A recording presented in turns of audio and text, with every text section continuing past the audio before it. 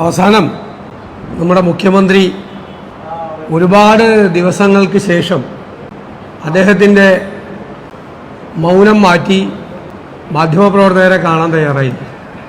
സത്യത്തിൽ മാധ്യമപ്രവർത്തകർ കേരളത്തിലെ പ്രതിപക്ഷത്തിനോടാണ് നന്ദി പറയുന്നത്. ഇത്രയും ദിവസക്കാലം മുഖ്യമന്ത്രി എവിടെ, എന്തുകൊണ്ടാണ് മൗനം അവലംബിക്കുന്നത് എന്നുള്ള ഞങ്ങളുടെ നിരന്തരമായ ചോദ്യവും സമ്മർദ്ദവുമാണ് ഒരുപാട് നാളുകൾക്ക് ശേഷം മാധ്യമപ്രവർത്തകർക്ക് അദ്ദേഹത്തെ കാണാനുള്ള അവസരം ഉണ്ടായത്. 1 മണിക്കൂർ 40 മിനിറ്റാണ് അദ്ദേഹം പത്രസമ്മേളനം നടത്തിയത്.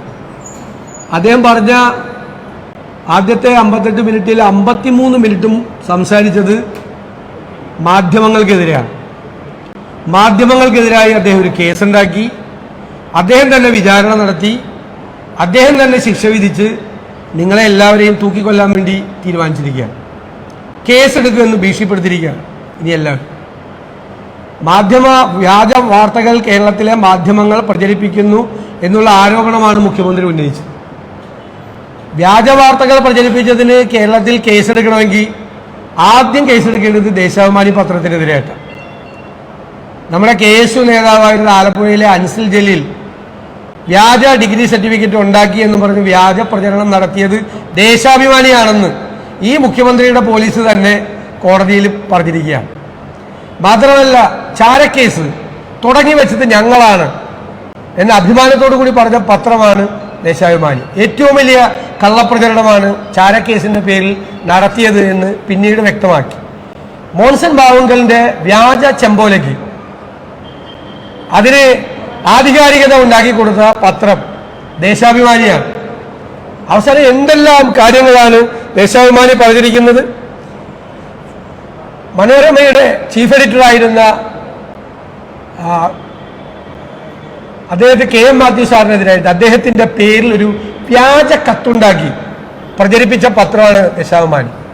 മുഖ്യമന്ത്രി ആരെയൊക്കെ പുസ്തകം വായിച്ചല്ല ഇതിൻ്റെ ഇടയിൽ മുഖ്യമന്ത്രി ബെർലിൻ കുഞ്ഞനന്ദൻ നായരുടെ പുസ്തകം കൂടി ഒന്ന് വായിക്കണം. അതിൽ മുഖ്യമന്ത്രിയെക്കുറിച്ചും മുഖ്യമന്ത്രിയുടെ ഓഫീസിൽ ഇപ്പോഴും ഇരിക്കുന്ന പലരെക്കുറിച്ചും വ്യാജ വാർത്ത ചമച്ചവരെ കുറിച്ചുമൊക്കെ ബെർലിൻ കുഞ്ഞനന്ദൻ നായരുടെ പുസ്തകത്തിൽ വളരെ വ്യക്തമായിട്ട് പറയുന്നുണ്ട്. യഥാർത്ഥ ചോദ്യങ്ങൾക്കൊന്നും മുഖ്യമന്ത്രി മറുപടി പറയുന്നില്ല. മുഖ്യമന്ത്രി ഒളിച്ചു കളിച്ചു. ഇന്ന് യഥാർത്ഥത്തിൽ ഏത് കേസിലാണ്?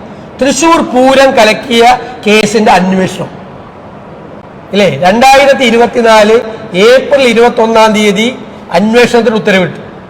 ആ ഉത്തരവിൽ മുഖ്യമന്ത്രി പറഞ്ഞിരിക്കുന്നത് ഒരാഴ്ചക്കകം അന്വേഷിച്ച് റിപ്പോർട്ട് നൽകണമെന്നാണ്. ഒരാഴ്ച കഴിഞ്ഞ് 5 മാസം കഴിഞ്ഞു. എന്നിട്ട് കഴിഞ്ഞ ആഴ്ച വീണ്ടും നീട്ടിക്കൊടുക്കുന്നവരുണ്ട്. എന്താണ് 5 മാസം അന്വേഷിക്കാൻ? തൃശ്ശൂർ പൂരം കലക്കിയത് അന്വേഷിക്കാൻ, തൃശ്ശൂർ പൂരം കലക്കിയത് അന്വേഷിക്കാൻ 5 മാസം കഴിഞ്ഞു. ഒരാഴ്ചക്കകം റിപ്പോർട്ട് തള്ളണം എന്ന് കേരളത്തിന്റെ ആഭ്യന്തര വകുപ്പിന്റെ ചുമതലയുള്ള മുഖ്യമന്ത്രി ആവശ്യപ്പെട്ടിട്ട് 5 മാസം കഴിഞ്ഞിട്ട് റിപ്പോർട്ട് കൊടുത്തില്ലെങ്കിൽ എന്തിനാണ് മിസ്റ്റർ പിണറായി വിജയൻ നിങ്ങൾ ആ കസേരയിലിരിക്കുന്നത്? എന്തിനാണ്? നിങ്ങൾ ആഭ്യന്തര വകുപ്പെങ്കിലും ഒഴിഞ്ഞു കൊടുക്കുക. നിങ്ങളെ കൊണ്ട് പോലീസിനെ നിയന്ത്രിക്കാൻ പറ്റില്ല. നിങ്ങൾ വിചാരിച്ചാൽ റിപ്പോർട്ടും കിട്ടില്ല എന്ന് പറയാമോ? അതോ ഈ തൃശൂർ പൂരം കലക്കിയത് യഥാർത്ഥത്തിൽ അന്വേഷിച്ചാൽ മുഖ്യമന്ത്രി ഉൾപ്പെടെയുള്ള ആളുകളോടുകൂടി കാണുന്നു പൂരം കലക്കിയത്, അതുകൊണ്ട് ആ സംഭവത്തെക്കുറിച്ച് അന്വേഷിക്കും എന്ന് പറഞ്ഞിട്ട് ഒരാഴ്ച എന്ന് പറഞ്ഞിട്ട് 5 മാസം കഴിഞ്ഞു. ഇപ്പോഴും കഴിഞ്ഞ ആഴ്ച നീട്ടിക്കൊടുത്തുകൊണ്ടാണ് മുഖ്യമന്ത്രി പറയുന്നത്. ഒരു അന്വേഷണവും നടക്കുന്നില്ല എന്ന് ഹെഡ്ക്വാർട്ടേഴ്സിലെ സത്യസന്ധനായ ഒരു ഉദ്യോഗസ്ഥൻ റൈറ്റ് ടു ഇൻഫർമേഷൻ ആക്ട് അനുസരിച്ചുള്ള മറുപടി കൊടുത്തപ്പോൾ അദ്ദേഹത്തെ ബലിയാടാക്കി, അദ്ദേഹത്തെ സസ്പെൻഡ് ചെയ്തു. അയാളെ വെച്ചുകൊണ്ട് അന്വേഷണം നടത്താൻ പാടില്ല എന്നാ പറയുന്നത്. ADGPയെ വെച്ചുകൊണ്ട് അന്വേഷണം നടത്താം. ADGPക്കെതിരായിട്ട് ഗുരുതരമായ ആരോപണങ്ങൾ വന്നപ്പോൾ ആ ADGPക്കെതിരായിട്ട് അദ്ദേഹത്തെ അതേ സ്ഥാനത്തിരുത്തിക്കൊണ്ട് അന്വേഷണം നടത്താം. എന്തായാലും തൻ്റെ പാർട്ടിയിലെ രാഷ്ട്രീയ എതിരാളികൾക്ക് ഇന്ന് മുഖ്യമന്ത്രി ഒരു മറുപടി കൊടുത്തിരിക്കുക. എന്താ മറുപടി? അദ്ദേഹത്തിനെതിരായി ആരോപണം ഉന്നയിച്ച ഭരണകക്ഷി MLA വിശ്വസിക്കാൻ കൊള്ളില്ലാത്ത ആളാണ്. അപ്പൊ ആ ഭരണകക്ഷി MLAയുടെ പുറകിൽ നിന്ന ആളുകൾക്കാണ് മുഖ്യമന്ത്രിക്കെതിരായി നടന്ന പാർട്ടിയിലെ പോരാട്ടത്തിൽ മുൻപിൽ ആ ഭരണകക്ഷി MLA നിർത്തിയ ആളുകൾക്ക് കൊടുത്തിരിക്കുന്ന മറുപടിയാണ്. അയാളെ വിശ്വസിക്കാൻ കൊള്ളില്ല. അയാൾ 5 മിനിറ്റ് എന്നോട് സംസാരിച്ചിട്ട് അരമണിക്കൂർ എന്നെ കണ്ടു എന്നും മാധ്യമപ്രവർത്തകരോട് പറഞ്ഞു. പിന്നെ ഫോൺ സംഭാഷണം ചോർത്തുന്നു, പൊതുപ്രവർത്തകത്തിന് ചേരാത്ത മട്ട് നിരവധി ദിവസമായി മാധ്യമങ്ങളോട് അതും ഇതും പറയുന്നു. പിന്നെ ഒരു ഗുരുതരമായ ആരോപണം കൂടി ഉന്നയിച്ചു. മലപ്പുറം കോഴിക്കോട് എയർപോർട്ടുമായി ബന്ധപ്പെട്ട് സ്വർണം പോലീസ് പിടിച്ചപ്പോൾ ഈ സ്വർണം കള്ളക്കടത്തുമായി ബന്ധപ്പെട്ട ഒരുപാട് പേർക്ക് വേദനിച്ചു, പ്രയാസപ്പെട്ടു. അവർ കൂടി ഇതിന്റെ പുറകിലുണ്ടെന്നാണ് പറയുന്നത്. ആരാണെന്ന് വളരെ വ്യക്തമാണ്. അപ്പോൾ മുഖ്യമന്ത്രി ഭരണകക്ഷിയിലെ MLA-ക്കെതിരെ തന്നെ തിരിച്ച ആരോപണം ഉന്നയിക്കുകയാണ്. ഞങ്ങൾക്ക് മുഖ്യമന്ത്രിയോട് ചോദിക്കാനുള്ളത്, മുഖ്യമന്ത്രി പറയുന്നത് ശരിയാണ് എങ്കിൽ ഭരണകക്ഷി MLA-ക്കെതിരെ നടപടിയെടുക്കാൻ നിങ്ങൾ തയ്യാറുണ്ടോ? എന്നിട്ട് അയാൾ പണ്ട് കോൺഗ്രസ് ആയിരുന്നാ പറയുന്നത്. അയാളിപ്പോഴും കോൺഗ്രസിന്റെ സ്വഭാവമാണ് കാണിക്കുന്നത്. എന്തിനാണ് അയാളെ വെച്ചുകൊണ്ടിരിക്കുന്നത്? അയാളെ വിശ്വസിക്കാൻ കൊള്ളില്ലാത്ത ആളാണ്. അയാൾ പറഞ്ഞത് തെറ്റാണെങ്കിൽ അയാൾ പറഞ്ഞ പകുതി ഭാഗം അന്വേഷിക്കുക.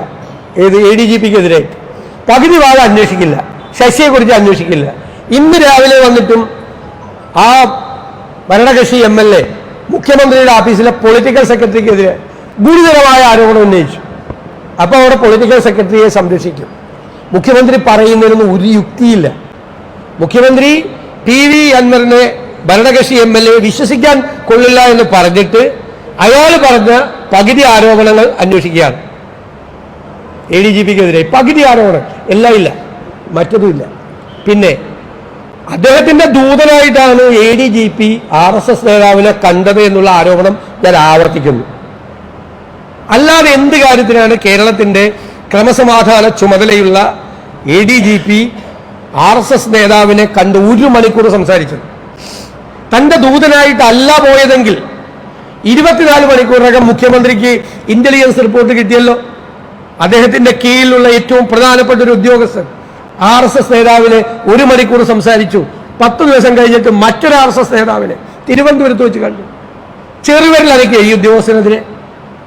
മുഖ്യമന്ത്രിയുടെ ദൂതനായിട്ടല്ല ഈ ഉദ്യോഗസ്ഥൻ പോയതെങ്കിൽ അയാളെ വിളിച്ചു വരുത്തി വിശദീകരണം ചോദിച്ചു.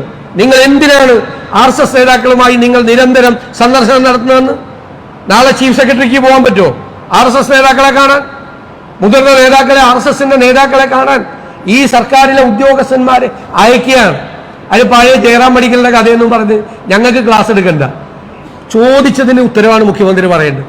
മുഖ്യമന്ത്രിയുടെ ദൂതനായിട്ടല്ല ഈ ADGP പോയതെങ്കിൽ എന്തുകൊണ്ട് അയാളോട് വിശദീകരണം ചോദിച്ചില്ല? ഇന്റലിജൻസ് റിപ്പോർട്ട് കിട്ടിയിട്ടും എന്തുകൊണ്ട് മുഖ്യമന്ത്രി അത് പൂഴ്ത്തിവെച്ചു? അതിന്റെ അർത്ഥം വളരെ കൃത്യമാണ്. മുഖ്യമന്ത്രിയുടെ ദൂതനായിട്ട് തന്നെയാണ് ഈ ADGP RSS നേതാക്കന്മാരെ കണ്ടിട്ടുള്ളത്. ആദ്യം കണ്ട ആളെ ഉറപ്പായിട്ടും അതിനു വേണ്ടി. അതിന്റെ തുടർച്ചയാണ് RSS-ന് കേരളത്തിലെ CPM കൊടുത്ത പിന്തുണയുടെ തുടർച്ചയാണ് പിന്നീട് തൃശ്ശൂർ പൂരം കലക്കുന്ന സംഭവത്തിലേക്ക് വന്നത്. ഈ കമ്മീഷണർക്കെതിരായി നടപടിയെടുത്തു എന്ന് പറയുന്ന മുഖ്യമന്ത്രി എന്തുകൊണ്ടാണ് അന്ന് തൃശ്ശൂർ പൂരം അലങ്കോലപ്പെട്ടതിന്റെ പൂരം കലക്കിയ ദിവസം അവിടെ ഉണ്ടായിരുന്ന ഈ ADGP ലോ ആൻഡ് ഓർഡറിനെതിരായിട്ട് ഒരു നടപടി എടുക്കായിരുന്നു? കമ്മീഷണർ മാറ്റിയല്ലോ. കമ്മീഷണർ മാറ്റിയത് കമ്മീഷണർ അലങ്കോലപ്പെടുത്താൻ നേതൃത്വം കൊടുത്തു എന്നുള്ളതിന്റെ പേരിലാണ്. അപ്പൊ കമ്മീഷണറേക്കാൾ മുതിർന്ന ഉദ്യോഗസ്ഥൻ, കമ്മീഷണർക്ക് ഡിക്റ്റേറ്റ് ചെയ്യാൻ കഴിവുള്ള, കമ്മീഷണറെ ഡയറക്റ്റ് ചെയ്യാൻ കഴിവുള്ള ഈ ADGP അന്ന് അവിടെ ഉണ്ടായിരുന്നല്ലോ തൃശ്ശൂരിൽ മുഴുവൻ സമയം. അയാൾക്കെതിരായി ചെറുവെള്ളനക്കിയോ ഈ മുഖ്യമന്ത്രി? അപ്പൊ പൂരം കലക്കാൻ പോയതും മുഖ്യമന്ത്രിയുടെ അറിവോടുകൂടിയാണ്. അതുകൊണ്ടാണ് അയാളെ പ്രൊട്ടക്ട് ചെയ്തത്. ഞാൻ ഒരു ചോദ്യം കൂടി ചോദിക്കുന്നു. ആ മാറ്റിയ കമ്മീഷണർ സാധാരണ കൊണ്ടുവരുന്ന ഒരു ബ്ലൂ പ്രിന്റ് എങ്ങനെയാണ് പോലീസ് കൈകാര്യം ചെയ്യേണ്ടത് തൃശ്ശൂർ പൂരം എന്നുള്ളൊരു ബ്ലൂ പ്രിന്റ് കൊണ്ടുവന്നപ്പോൾ ആ ബ്ലൂ പ്രിന്റ് വേണ്ട, എല്ലാ വർഷവും കൈകാര്യം പോലീസിന്റെ മാനേജ്മെന്റ് വേണ്ട, പുതിയൊരു മാനേജ്മെന്റ് മതി എന്ന് പറഞ്ഞ് ഈ ADGP ലോ ആൻഡ് ഓർഡർ അല്ലേ പുതിയ പ്ലാൻ, പുതിയ ബ്ലൂ പ്രിന്റ് കൊടുത്തത് അല്ലേ? അന്വേഷിച്ച് നോക്കിയാൽ നിങ്ങൾ ആണ്. എന്നിട്ട് നിരന്തരമായി എല്ലാ വർഷവും തൃശ്ശൂർ പൂരം നിയന്ത്രിക്കാൻ പോലീസ് കൈകാര്യം ചെയ്യുന്ന മാനേജ്മെന്റ് ബ്ലൂ പ്രിന്റ് മാറ്റി പുതിയ ബ്ലൂ പ്രിന്റ് കൊടുത്ത് പുതിയ മാനേജ്മെന്റ്, പോലീസ് മാനേജ്മെന്റ് കൊടുത്ത ആൾക്ക് ഒരു കുഴപ്പമില്ല. ആളവിടെ ഫുൾ ടൈം ഉണ്ടായിരുന്നു. രാവിലെ 11 മണിക്ക് തൊട്ട് പിറ്റേ ദിവസം 7 മണി വരെ പൂരം കലക്കാണ് കമ്മീഷണർ. അപ്പൊ നോക്കി നിന്നോ ഈ ADGP ലോ ആൻഡ് ഓർഡർ? അപ്പൊ മുഖ്യമന്ത്രിയുടെ ദൂതനായി, മുഖ്യമന്ത്രിയുടെ സന്ദേശവാഹകനായി മുഖ്യമന്ത്രി കൊടുത്ത ഉറപ്പ് പാലിക്കാൻ പോയതാണ്. പൂരം കലക്കാൻ മുഖ്യമന്ത്രി കൂട്ടുനിന്നു, ഒരു സംശയം വേണ്ട. അതിന് ADGP ലോ ആൻഡ് ഓർഡർ കരുവാക്കി. BJPയെ തൃപ്തിപ്പെടുത്താൻ, തൃശ്ശൂർ അവർക്ക് ജയിക്കാൻ ഉള്ള അന്തരീക്ഷം ഒരുക്കി കൊടുക്കലായിരുന്നു മുഖ്യമന്ത്രിയും CPM നേതൃത്വവും കൂടി ചെയ്തത്. അതിനാണ് ഉത്തരം പറയേണ്ടത്. അതിനൊന്നും ഉത്തരവില്ല. വയനാട് കാര്യത്തെക്കുറിച്ച് വയനാട് നിങ്ങൾ കൊടുത്ത കണക്ക് എക്സാജറേറ്റ് ചെയ്ത കണക്കാണ്. നിങ്ങൾ എന്ത് എസ്റ്റിമേറ്റ് ആണ്? 90 ദിവസം അവിടെ രക്ഷാപ്രവർത്തനം നടത്തുമെന്നാണ്. ഏത് തെരച്ചില് എത്ര ദിവസം നടത്തി? തെരച്ചില് എത്ര ദിവസം അവിടെ നടത്തി? തെരച്ചില് എന്ത് കണക്കാണ്? ഞങ്ങൾ പറഞ്ഞത്, പ്രതിപക്ഷം വളരെ കൃത്യമായിട്ടാണ് പറഞ്ഞത്, ആ കണക്ക് മെമ്മോറാണ്ടത്തിന്റെ വിശ്വാസ്യത തകർത്തുവെന്നാണ്. ഞങ്ങൾ തയ്യാറാണ്. കേന്ദ്രം അഡ്വാൻസ് പോലും കൊടുത്തിട്ടില്ല. അവിടെ തുക ആവശ്യമുണ്ട്, റീഹാബിലിറ്റേഷൻ തുക ആവശ്യമുണ്ട്. ആവശ്യമായ തുകയുടെ കണക്ക് വെച്ച് കൊടുക്കേണ്ടതിന് പകരം ഇല്ലാത്ത കണക്കുണ്ടാക്കി. ഇതിന്റെ പ്രശ്നം എന്താണ്? കുറെ ഉദ്യോഗസ്ഥന്മാർ ഇതങ്ങ് ചെയ്യുകയാണ്. അതിൻ്റെയൊക്കെ എന്താണ് ഉദ്യോഗസ്ഥന്മാർ ചെയ്യുന്നത് എന്ന് മേൽനോട്ടം വഹിക്കാൻ വേണ്ടിയിട്ടുള്ള ഒരു സംവിധാനം, ഒരു ഗുഡ് ഗവേണൻസ് കേരളത്തിലില്ല. അതാണ് പ്രശ്നം. ഉദ്യോഗസ്ഥന്മാർ എഴുതിക്കൊണ്ടിരുന്നതിന്റെ താഴെ കയ്യൊപ്പ് വയ്ക്കുന്നവരാണ്. ഈ ഡിസാസ്റ്റർ മാനേജ്മെന്റ് അതോറിറ്റി അത് തന്നെ ഒരു ഡിസാസ്റ്ററാണ്, അത് തന്നെ ഒരു ദുരന്തമാണ്. അവർ തന്നെയാണ്. ഞാൻ ഇതിന് മുമ്പ് ആവർത്തിച്ചിട്ടുള്ള കാര്യമാണ്.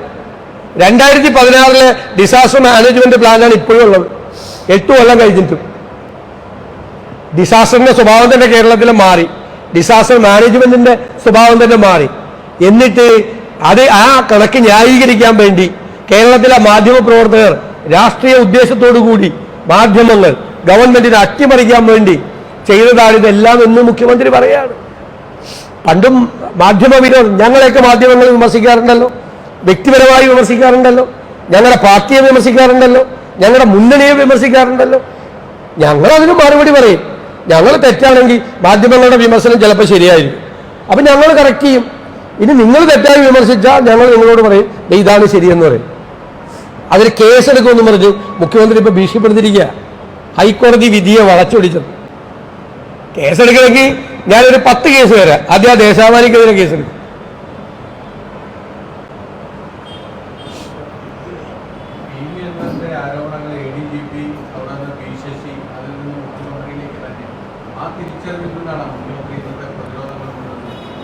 അല്ല, അദ്ദേഹം പാർട്ടിക്കുള്ളിൽ തനിക്കെതിരായി ഈ ഭരണകക്ഷി MLA മുന്നിൽ നിർത്തി ഒരു പോരാട്ടം ആരംഭിച്ചിരിക്കുന്നു എന്ന തിരിച്ചറിവാണ്. അത് അവരോട് പറഞ്ഞ മറുപടിയാണ്, ഞങ്ങളോടൊന്നുമല്ല പറഞ്ഞത് മറുപടി. ഞങ്ങളോടൊന്നുമല്ല മറുപടി പറഞ്ഞത്, അവരോടാ. പാർട്ടിക്കകത്ത് അദ്ദേഹത്തെ ദുർബലപ്പെടുത്താൻ വേണ്ടിയിട്ട് നടക്കുന്ന മൂവ്മെന്റിനെതിരായിട്ടാണ് അദ്ദേഹം പറഞ്ഞത്.